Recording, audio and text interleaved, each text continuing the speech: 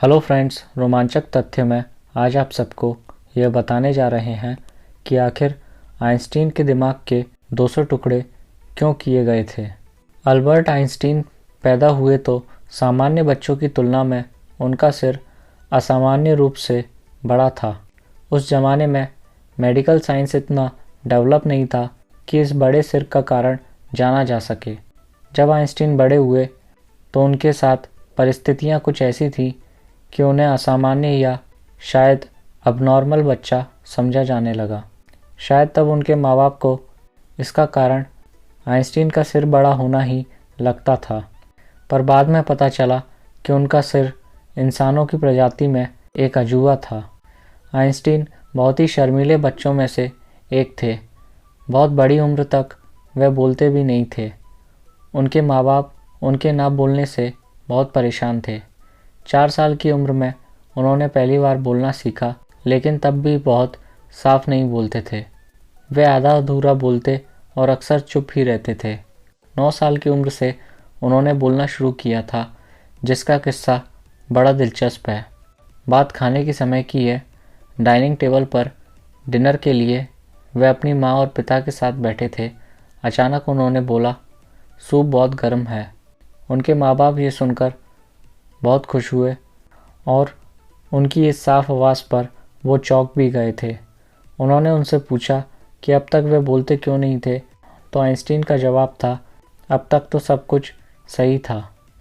Einstein खुद भी मजाकिया थे और उनकी कई आदतें भी हंसाने वाली थीं। वे मोजे नहीं पहनते थे क्योंकि उनके मोजों में छेद हो जाया करते थे। एक और कारण यह भी था कि उनका मानना था, अगर एक से काम हो रहा है तो 2 पहनने की क्या ज़रूरत है। कई फॉर्मल डिनर पार्टीज़ में वे ऐसे ही बिना मोजे के चले जाया करते थे। एक बार ऑक्सफोर्ड में लेक्चर देने के लिए भी वे ऐसे ही चले गए थे, लेकिन स्टूडेंट्स का ध्यान उनके मोजों से ज़्यादा उनके बड़े बालों पर होता था। आइंस्टीन को बाल कटवाना बिल्कुल पसंद नहीं था और उनके लंबे बाल देखकर कोई भी इसका अंदाज़ा लगा सकता था। इतने बड़े गणितज्ञ होकर भी वे खराब याददाश्त के इंसान माने जाते थे। नाम, तारीख और फ़ोन नंबर उन्हें याद नहीं रहते थे।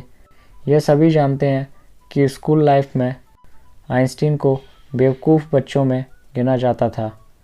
खासकर आइंस्टीन के टीचर उन्हें बिल्कुल पसंद नहीं करते थे, क्योंकि वे गणित और विज्ञान के अलावा हर विषय में फ़ेल हो जाया करते थे। कहते हैं कि बचपन में आइंस्टीन गणित में भी कमज़ोर थे और टीचर ने उन्हें गणित पढ़ाने से मना कर दिया था।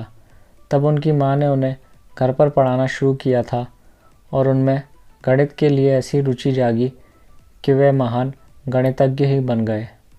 आइंस्टीन के मरने के बाद पैथोलॉजिस्ट डॉक्टर थॉमस स्टॉल्ट्स हार्वे ने उनके परिवार की सहमति के बिना ही उनका दिमाग उनकी खोपड़ी से अलग कर निकाल लिया था।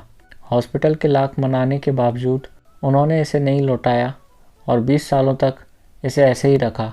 20 सालों के बाद आइंस्टीन के बेटे हैंस अल्बर्ट की अनुमति के बाद उन्होंने उस पर अध्ययन करना शुरू किया। आइंस्टीन के दिमाग के 200 टुकड़े कर थॉमस ने उसे अलग अलग वैज्ञानिकों को भेजा था। उन्हें इसके लिए हॉस्पिटल से निकाल भी दिया गया था, लेकिन इसी अध्ययन में पता चला कि साधारण लोगों के दिमाग की तुलना में आइंस्टीन के दिमाग में एक असाधारण सेल संरचना थी। इसी कारण आइंस्टीन का दिमाग बहुत ही असाधारण सोचता था। आइंस्टीन की आंखें तक एक बॉक्स में सुरक्षित रखी गई हैं।